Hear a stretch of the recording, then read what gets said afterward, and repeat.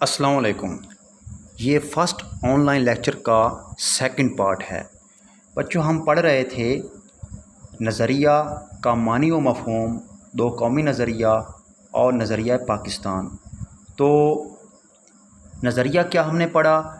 नज़रिया से मुराद किसी भी सियासी निज़ाम की फ़िक्री असास को मुतय्यन करना है, यानी किसी भी शख्स, अफराद या कौम का नस्बुल ऐन जो इज्तमाई मकासद के हवाले से हो, नज़रिया कहलाता है। अब हम देखते हैं दो कौमी नज़रिया। डियर स्टूडेंट्स, दो कौमी नज़रिया सबसे पहले सर सैयद अहमद ख़ान ने पेश किया। इसके बारे में तारीख़ी वाक़यात पर रोशनी डालते हैं। शहर है बनारस और तारीख़ है 1867 1867 में बनारस के वाइसराय ने यह फ़ैसला किया कि अंग्रेज़ी के साथ एक मकामी ज़ुबान होनी चाहिए ताकि रोज़मर्रा के मामलात निपटाए जा सकें। हिंदू और मुसलमान जो कि वहाँ दो बड़ी कौमें आबाद थीं, आपस में उन्होंने मुकाबला शुरू कर दिया। हिंदू चाहते थे कि हिंदी ज़ुबान को सरकारी दर्जा मिले, मुसलमान चाहते थे कि उर्दू ज़ुबान को सरकारी दर्जा मिले। अब हिंदुओं का बोलबाला ज़्यादा था, उनका सियासी असर व रसूख ज़्यादा था। इस वजह से उन्होंने मुसलमानों पर जुल्म सितम शुरू कर दिया और आखिरकार अंग्रेज़ों ने हिंदी ज़ुबान को दफ्तरी ज़ुबान यानी सरकारी ज़ुबान का दर्जा दे दिया। ये वाक़या तारीख़ में उर्दू हिंदी तनाज़ा कहलाता है, जो कि दो कौमी नज़रिया का बाइस बना, क्योंकि सर सैयद अहमद ख़ान वहाँ पर बहैसियत जज के तैनात थे और तमाम जुल्म सितम जो कि हिंदू मुसलमानों पर कर रहे थे, अपनी आँखों से देख रहे थे। इस वजह से वो इस नतीजे पर पहुँचे कि हिंदू और मुसलमान दो अलग अलग कौमें हैं और बरसगीर में इनको बहुत सारे मसाइल दरपेश हैं। अब दो कौमी नज़रिया की तारीफ़ क्या है, टू नेशन थ्योरी की डेफिनीशन क्या है, हम इस पर रोशनी डालते हैं। दो कौमी नज़रिया ये है कि बरसगीर में यानी हिंदुस्तान में दो बड़ी कौमें रहती हैं, एक हिंदू और एक मुसलमान। दोनों कौमें तहज़ीब व सकाफ़त, रस्म व रिवाज, अक़दार के हवाले से अलग अलग रिवायात रखती हैं। हत्ता कि एक कौम गाय की पूजा करती है जबकि दूसरी कौम गाय का गोश्त खाती है। एक कौम के हीरोज़ दूसरों के दुश्मन हैं। तो इसी तरह ये दो कौमी नज़रिया है जो बरसगीर में सबसे पहले सर सैयद अहमद ख़ान ने पेश किया। इसकी आपको समझ आ गई। अब हम आगे चलते हैं नज़रिया पाकिस्तान। तो बच्चों, नज़रिया पाकिस्तान दरअसल नज़रिया इस्लाम है, यानी एक ऐसा नज़रिया है कि इस पौधे की आबियारी हज़रत मुजद्दिद अलिफ़सानी, हज़रत शाह वलीउल्लाह रहमतुल्लाह अलैह, सैयद अहमद शहीद, सर सैयद अहमद ख़ान, अल्लामा इकबाल और कायद-ए-आज़म जैसी अजीम हस्तियों ने की है।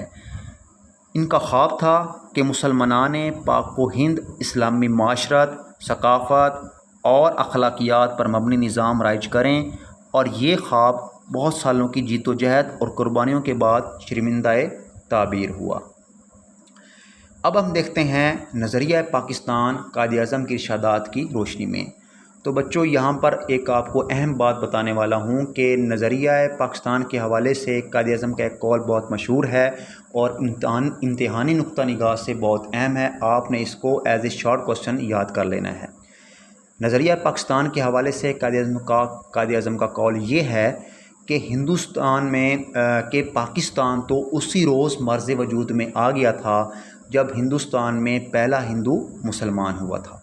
रिपीट करता हूँ, पाकिस्तान तो उसी रोज़ वजूद में आ गया था जब हिंदुस्तान में पहला हिंदू मुसलमान हुआ था। अब ये कब की बात हो रही है? ये बात हो रही है 712 ईस्वी की, जब मोहम्मद बिन कासिम दीबल के मकाम से बरसगीर में दाखिल हुए। अब ये तारीख़ी वाक़या यूँ है कि एक बहरी बेड़ा यानी बहरी जहाज़ जो कि श्रीलंका से अरब जा रहा था, जिसमें बहुत सारे मुसलमान ताजिर, बच्चे, औरतें और اس میں تحائف جو تھے وہ موجود تھے، جس پر راجہ دہر جو کہ سندھ کا راجہ تھا، ہندو راجہ تھا، اس نے قبضہ کر لیا، بچوں اور عورتوں کو یرغمال بنا لیا، قیدی بنا لیا۔ اس پر عراق کے گورنر نے محمد بن قاسم کو جو کہ ایک نوجوان سپہ سالار تھے، اس لشکر دے کر بھیجا تاکہ وہ سندھ پر حملہ کریں اور مسلمانوں کو آزاد کرائیں۔ راجہ دہر جو کہ آپ دیکھ سکتے ہیں اس نقشہ میں، جو کہ دیبل کے مقام پر جو ہے وہ یہاں پر موجود تھا، یہاں پر دیبل کے مقام سے محمد بن قاسم نے سندھ پر حملہ کیا اور ملتان تک کا علاقہ فتح کر لیا۔ اب 712 عیسوی میں محمد بن قاسم وہ پہلے شخص ہیں جو بحیثیت فاتحہ کے برصغیر میں داخل ہوئے۔ اچھا، اب بچوں اس کے ساتھ ساتھ آپ کو یہ بھی بتاتے چلیں کہ 712 عیسوی سے پہلے بہت سارے مسلمان تاجر تجارت کی غرض سے ہندوستان میں آ چکے تھے اور اسلام کی تبلیغ انہوں نے شروع کر دی تھی، لیکن باقاعدہ تبلیغ جو ہے وہ محمد بن قاسم کے بعد شروع ہوئی ہے۔ ہم کہہ سکتے ہیں کہ محمد بن قاسم وہ پہلے مسلمان فاتح ہیں 712 عیسوی میں جو برصغیر پر میں داخل ہوئے۔ تو اسی حوالے سے اسی تناظر میں قائد اعظم نے فرمایا کہ پاکستان تو اسی روز مرز وجود میں آ گیا تھا جب ہندوستان میں پہلا ہندو مسلمان ہوا تھا۔ اس کے بعد اگلے قول کی بات کرتے ہیں کہ نسلی تعصبات کی مخالفت۔ یہ آپ دیکھ سکتے ہیں نسلی تعصبات کی مخالفت۔ نسلی تعصبات کیا ہیں؟ اس سے پہلے ہم قائد اعظم کا قول دیکھتے ہیں کہ انہوں نے کیا ارشاد فرمایا۔ انہوں نے فرمایا، میں چاہتا ہوں کہ آپ سندھی، بلوچی، پنجابی، پٹھان اور بنگالی بن کر بات نہ کریں، بلکہ یہ کہنے میں آخر فائدہ ہی کیا ہے، آپ کہیں کہ ہم مسلمان ہیں۔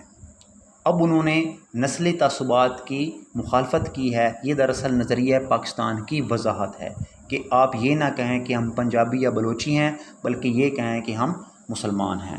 تو بچوں اس نظریہ کے حوالے سے نسلی تعصبات کیا ہیں؟ اب نسلی تعصبات سن لیں۔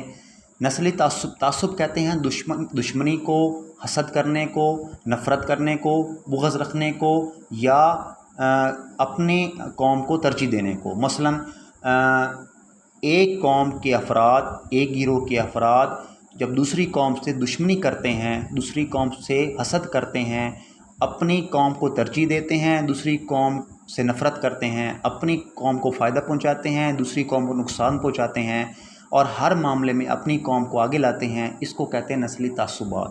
اب صوبائی تعصبات بھی ایک اصطلاح ہے۔ صوبائی تعصبات کی اصطلاح سن لیں کہ صوبائی تعصبات کی اصطلاح کیا ہے۔ مثلا 2 صوبے ہیں، پنجاب اور سندھ۔ اب پنجاب میں پنجابی رہتے ہیں جو کہ سندھیوں سے نفرت کرتے ہیں، سندھ میں سندھی قوم رہتی ہے جو کہ پنجابی قوم سے نفرت کرتی ہے۔ اب سندھی قوم ہر معاملے میں پنجابی قوم سے نفرت کرتی ہے، تعصب رکھتی ہے یا حسد کرتی ہے، تو اس کو کہیں گے صوبائی تعصبات۔ اور اگر یہ ملکی سطح پر ہوتے ہیں تو اس کو کہتے ہیں ملکی تعصبات، علاقائی تعصبات۔ ٹھیک ہے۔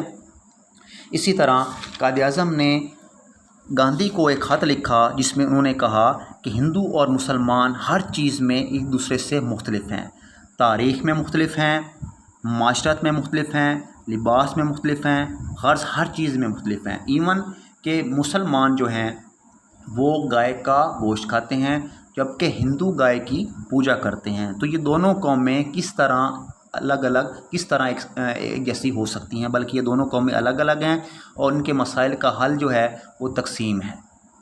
اسی طرح جب ہم علامہ اقبال کے ارشادات کی بات کریں تو ہم یہ دیکھتے ہیں کہ انہوں نے فرمایا کہ انڈیا ایک برصغیر ہے، ملک نہیں ہے۔ یہاں مختلف مذاہب سے تعلق رکھنے والے اور مختلف زبانیں بولنے والے لوگ رہتے ہیں۔ مسلم قوم اپنی جداگانہ مذہبی اور ثقافتی پہچان رکھتی ہے۔ اب اسی طرح انہوں نے خطبہ الہ آباد کے حوالے سے فرمایا کہ میں چاہتا ہوں کہ پنجاب، شمالی مغربی سرحدی صوبہ، سندھ، بلوچستان ایک ریاست میں مدغم ہو جائیں۔ مجھے ایسا دکھائی دیتا ہے کہ برطانوی حکومت کے اندر رہتے ہوئے یا باہر خود مختاری کا اصول اور شمال مغربی علاقوں میں ایک مسلم ریاست کا قیام مسلمانوں کا مقدر بن جائے گا۔ تو بچوں یہ تھا آج کا لیکچر، نظریہ کا معنی و مفہوم، 2 قومی نظریہ، نظریہ پاکستان اور قائد اعظم اور علامہ اقبال کے ارشادات کی روشنی میں نظریہ پاکستان کی وضاحت۔ مجھے امید ہے کہ میرا لیکچر آپ نے مکمل توجہ سے سنا ہوگا۔ اب جو سوالات آپ کے ذہن میں ہیں وہ آپ مجھ سے پوچھ سکتے ہیں۔